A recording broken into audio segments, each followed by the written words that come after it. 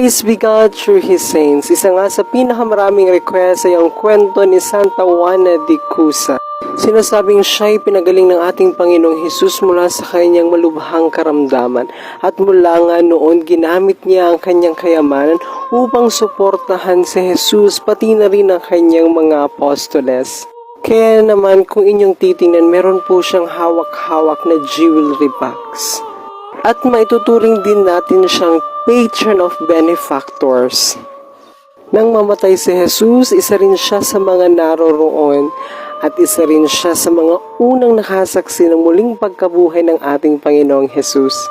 Sinasabi ding binigyan ni Santa Juana de Cusa ng marangal na libing ang ulo ni San Juan Bautista matapos ito pugutan ng ulo at itapon sa maruming lugar.